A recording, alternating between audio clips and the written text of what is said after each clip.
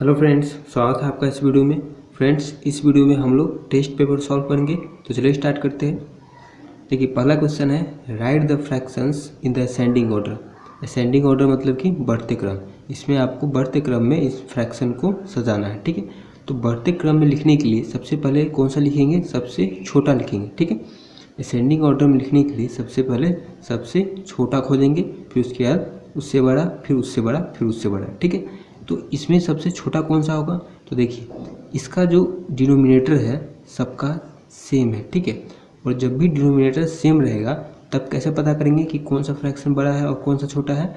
जब भी denominator same रहता है तो जिसका न्यूमरेटर बड़ा होगा वो फ्रैक्शन बड़ा होगा, और जिसका न्यूमरेटर छोटा होगा वो फ्रैक्शन छोटा होगा।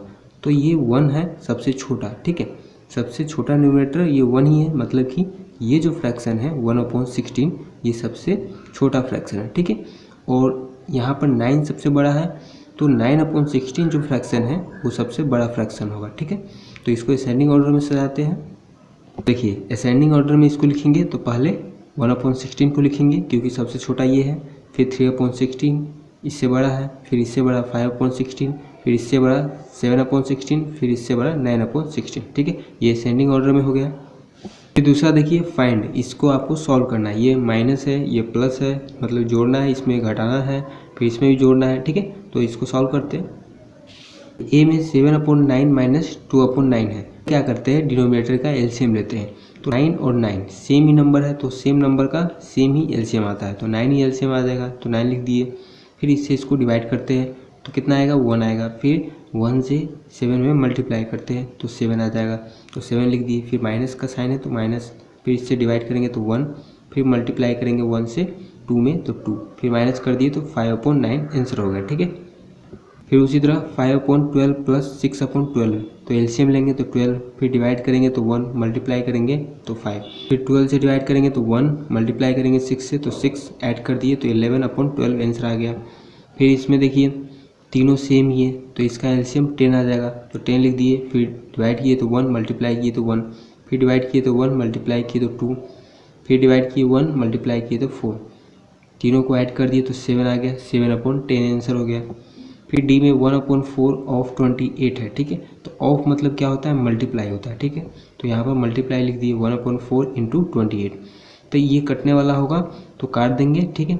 तो ये 4 से 28 7 बार में कट जाएगा, ठीक है। और मल्टीप्लाई ऊपर से ऊपर में करते हैं और नीचे से नीचे में करते हैं और ऊपर नीचे डिवाइड करते हैं, ठीक है। तो ये जो है 28 अभी 4 के ऊपर में आ गया, ठीक है। ये अगर लाइन इसको अगर आगे बढ़ा देंगे तो ये 4 नीचे है, 28 ऊपर है, तो 4 से डिवाइड हो जाएगा 7 बार में, 7 आ गया। और ऊपर ऊपर में मल्टीप्लाई करते तो ऊपर में 1 है तो 7 × 1 7 आ जाएगा, तो ये आंसर हो गया। तीसरा देखिए, फिल इन द ब्लैंक्स, खाली स्थान भरना है। ए में है number of edges meeting at the same vertex of a cube is dash, ठीक है। तो इसका आंसर क्या होगा? 3 होगा। अब 3 कैसे होगा ये समझते हैं। तो पहले देखिए, इसमें क्या बोला है? क्यूब बोला हुआ है, तो पहले तो क्यूब बना लेते हैं, ठीक है। तो देखिए, क्यूब कुछ इस प्रकार का होगा,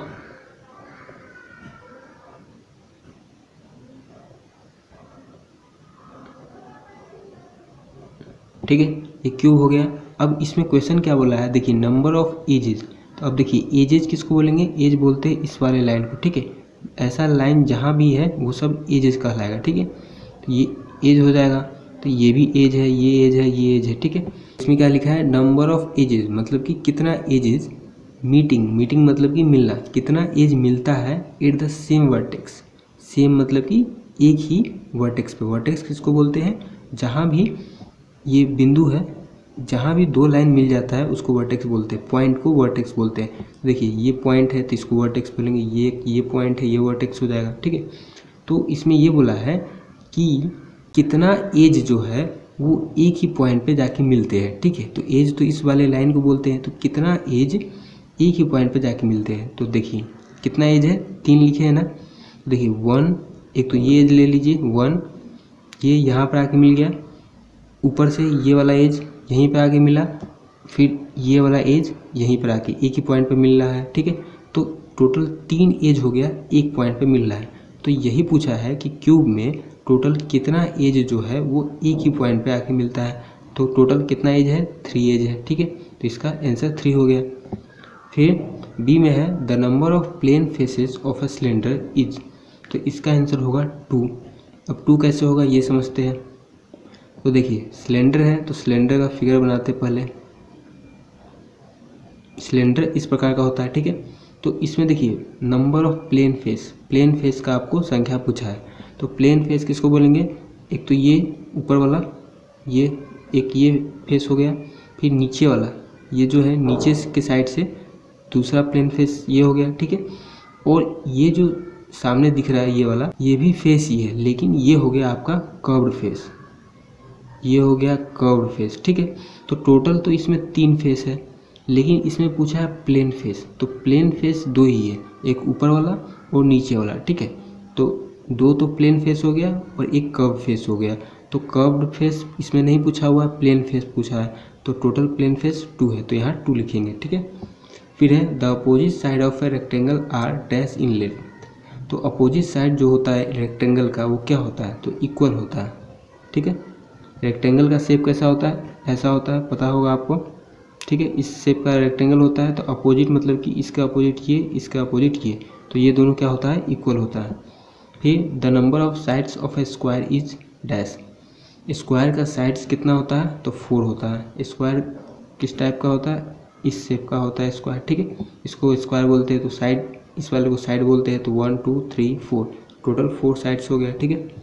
तो ये आपको समझ में आया होगा, ठीक है। नेक्स्ट क्वेश्चन देखते हैं। फिर 4 है how many days together were there in the month of January, February and March in the year 1980। इसमें ये पूछा है कि 1980 साल में, जैसे अभी 2023 चल रहा है, ठीक है, तो वैसा ही 1980 का जो साल था उसमें जनवरी के महीना, फरवरी का महीना और मार्च के महीना का जो दिन है, टोटल सबको मिला दिया जाए तो टोटल कितना दिन होगा ये पूछा है, ठीक है। तो पहले तो ये देख लेंगे कि जनवरी महीना में कितना दिन था, फरवरी में कितना दिन था और मार्च में कितना दिन था, और तीनों को जोड़ देंगे तो टोटल कितना दिन था वो निकल जाएगा, ठीक है।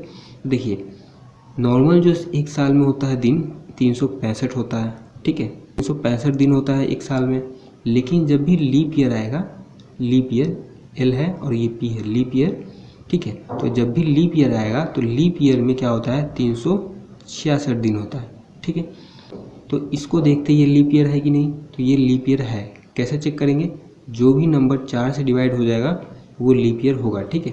तो ये जो ईयर है ये 4 से डिवाइड हो जाएगा, ठीक है। तो एक तो तरीका है कि पूरे नंबर को डिवाइड कीजिए 4 से, और शॉर्टकट तरीका ये है कि लास्ट का 2 डिजिट को आप डिवाइड करके देख लीजिए।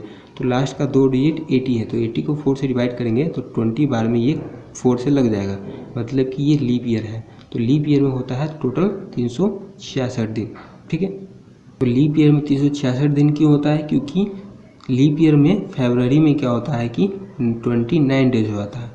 नॉर्मल ईयर में क्या होता है, फरवरी में 28 डेज होता है, लेकिन लीप ईयर में फरवरी में 29 डेज होता है, एक दिन बढ़ जाता है, इसीलिए पूरे साल में एक दिन बढ़ जाता है, ठीक है। तो अब इसको जोड़ते हैं। देखिए जनवरी में 31 डेज हो गया, ठीक है। फिर फरवरी में 28 डेज होता है, लेकिन ये लीप ईयर वाला है तो एक दिन बढ़ जाएगा, तो 29 डेज हो गया। फिर मार्च में हो गया 31 डेज, ठीक है। तो टोटल कितना हो गया, 91 डेज हो गया, ठीक है। तो देखिए लिख दिए टुगेदर, टुगेदर मतलब कि साथ में, सबको मिला दिए तो कितना दिन हुआ, there were 91 days, total 91 days था in the month of January, जनवरी के महीना, फरवरी के महीना और मार्च के महीना को मिला दिया जाए तो टोटल 91 दिन आता है, ठीक है। तो ये क्वेश्चन हो गया, ठीक है। नेक्स्ट क्वेश्चन सॉल्व करते हैं।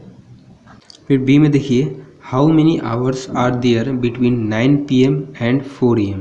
इसमें ये बोला है कि 9 PM से लेके 4 AM तक टोटल कितना आवर हुआ ये पूछा है आपसे, ठीक है। तो 9 PM मतलब कि रात के 9 बज रहे हैं, ठीक है, और 4 AM मतलब कि सुबह के 4 बज रहे हैं। तो रात के 9 बजे से लेके सुबह के 4 बजे तक कितना घंटा हो जाएगा, तो देखिए 12 बजे रात से 4 बजे सुबह तक टोटल 4 घंटा हो गया, ठीक है।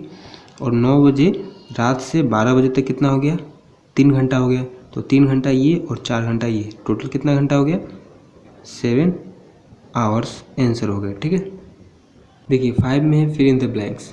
ए में देखिए 450 पी मतलब कि पैसा और इक्वल टू RS मतलब कि रुपया, तो इसको रुपया में चेंज करना है, ठीक है। तो देखिए 450 है तो 450 पैसा को रुपया में चेंज करेंगे तो क्या करेंगे, इसको 100 से डिवाइड करेंगे।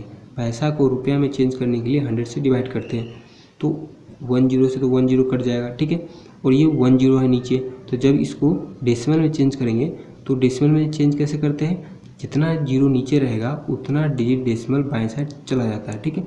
तो 10 है तो 45 है ना यहाँ पर, तो 1 डिजिट डेसिमल बाएं साइड जाएगा। तो बाएं मतलब कि इस साइड, दाहिने इस साइड, तो बाएं इस साइड जाएगा। तो यहाँ से लास्ट से स्टार्ट करते हैं, तो डेसिमल 1 डिजिट बाएं जाएगा तो 4 और 5 के बीच में डेसिमल आ जाएगा, ठीक है। तो 4.5 रुपीज़ हो जाएगा, ठीक है। तो 4.5 रुपीज़ हो गया। यहाँ है रुपीज़ और इसको पैसा में चेंज करना है। तो देखिए ये याद रखिएगा, पैसा से रुपया में चेंज करने के लिए 100 से डिवाइड करते हैं और रुपया से पैसा में चेंज करने के लिए 100 से मल्टीप्लाई करते हैं। तो इसमें मल्टीप्लाई करेंगे, इसको मल्टीप्लाई करेंगे, ठीक है। तो मल्टीप्लाई करते हैं तो क्या होता है कि 2 जीरो है ना, तो 2 डिजिट डेसिमल दाहिने साइड चला जाता है। तो यहाँ पर है डेसिमल, 2 डिजिट दाहिने साइड जाएगा तो 1 2, ये जीरो के बाद डेसिमल आ जाएगा, ठीक है। तो कितना हो गया 3020 पैसा, ठीक है। डेसिमल 2 डिजिट के बाद जाएगा तो जीरो के बाद आ जाएगा, ठीक है। तो 3020 मतलब कि 3020 पैसा हो गया। तो ये याद रखिएगा कि रुपया को पैसा में चेंज करने के लिए 100 से मल्टीप्लाई करते हैं और पैसा को रुपया में चेंज करने के लिए 100 से डिवाइड करते हैं, ठीक है। तो आज की वीडियो में बस इतना ही, मिलते हैं नेक्स्ट वीडियो में, तब तक के लिए धन्यवाद।